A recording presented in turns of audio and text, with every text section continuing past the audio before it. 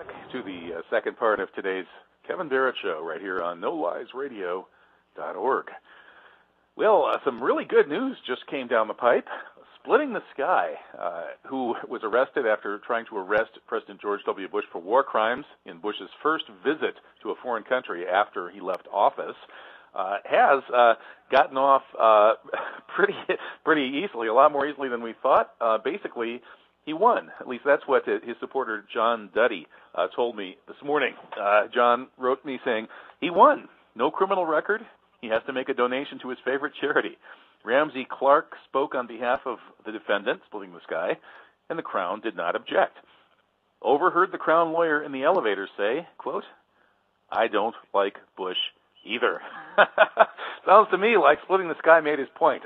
Well, right now we have on the line a close associate and supporter of Splitting the Sky who was there at the trial, Josh Blakeney from the University of Lethbridge Globalization Studies Program. Welcome to the Kevin Barrett Show. Josh, how are you?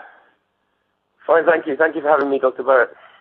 It's wonderful to have you, and it's great to hear that Splitting the Sky isn't going to be facing 2 years in prison for doing the right thing.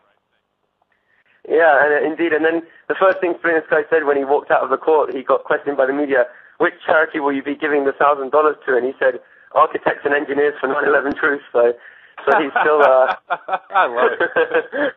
Yeah, I thought that was pretty good on the spot thinking by Splitting the Sky. And in court, the judge, when he was reading his verdict, he said he had concern that Splitting the Sky wasn't showing any remorse for what he'd done. And so then Splitting the Sky stood up in the court and told the judge, Your Honor, if you want to see any remorse from me, you're not going to see any. And if I have to pay a $1,000 fine, it's the best $1,000 I ever spent for trying to arrest a war criminal. So he showed no remorse, and it was really quite inspirational.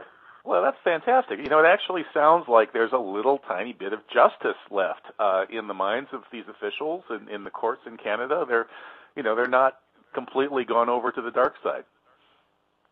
No, it would seem so. And certainly Ramsey Clark's contribution was, I'd say it was pivotal because, see, judges, they work in a hierarchical institution, and the judge probably doesn't really think of themselves as subordinate to anyone. But then when Ramsey Clark walks into the room, the former Attorney General of the United States, a very righteous lawyer and jurist, clearly the judge had to kind of let him speak. And so Ramsey's speech was very inspirational, very moving and emotional. He basically said, how he knows Splitting the Sky from Africa and from working with indigenous peoples in North America.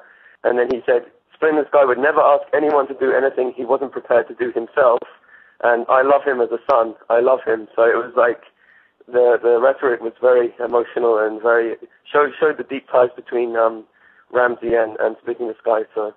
And that must have made an impression on the court, too, and a former Attorney General of the United States who's known for helping push through the civil rights movement, which desegregated the USA, a guy with, who's really has some major accomplishments for justice through the judicial system and who's been standing up for justice quite firmly ever since, steps into the courtroom and gives Splitting the Sky that kind of endorsement. I can see how that would have a very positive effect. Yeah, indeed. It was mentioned that when the judge was sort of giving his verdict, he mentioned, also based on the character reference of Ramsey Clark, so he made reference to that statement by Mr. Clark. And then a kind of a side thing is Professor Anthony Hall and myself have been kind of giving Ramsey an update about 9/11 and where he might be a bit misguided and misdirected. And then, yesterday he was talking and he sort of said, well, and Al-Qaeda did the World Trade Center, or at least that was the theory.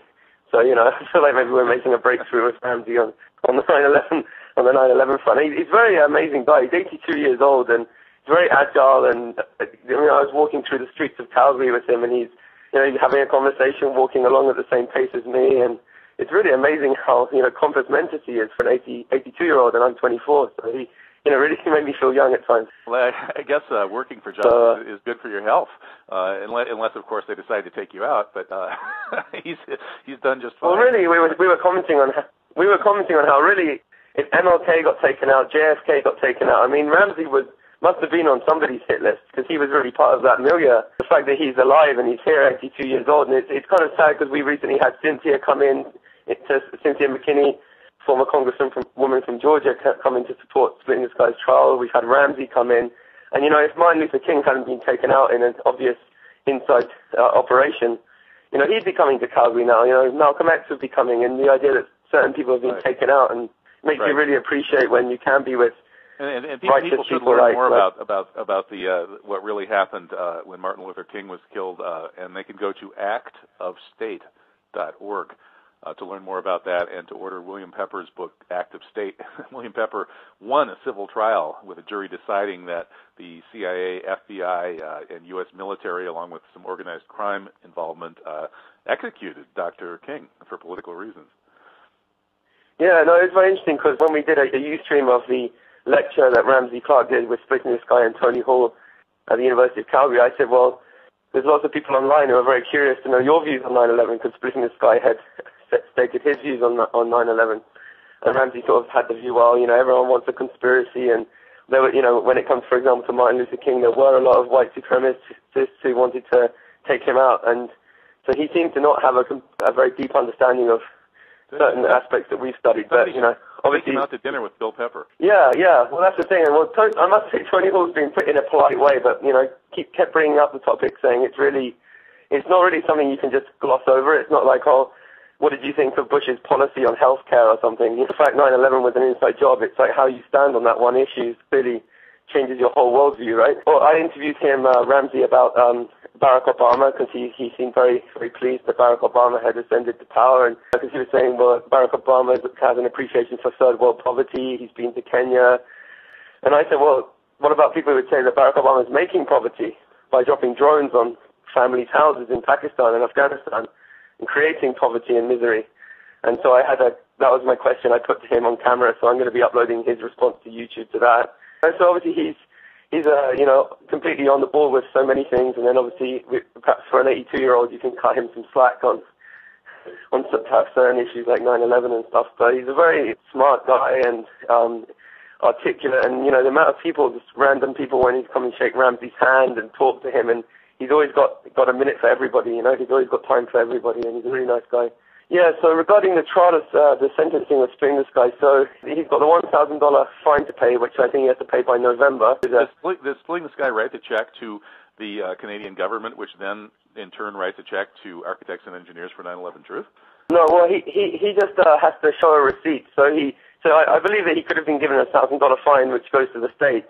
But I think because actually they emphasized in the verdict that they had no doubt the sincerity of Splitting the Sky's political views, and they felt he was a good contributor to the community, and so therefore they said, well, he has got a $1,000 fine, but he doesn't have to pay it to the state. He can just pay it to whoever he wants, as long as he produces a receipt of a charity of his choice. So, I think that was also a sign that the judge had, supported the fact he was being righteous and he was being principled, and that perhaps he just was in a bad situation where the police were protecting a war criminal, really. And the people who should have been in the dock is Prime Minister Stephen Harper and Jason Kenney, who's the Minister for Immigration.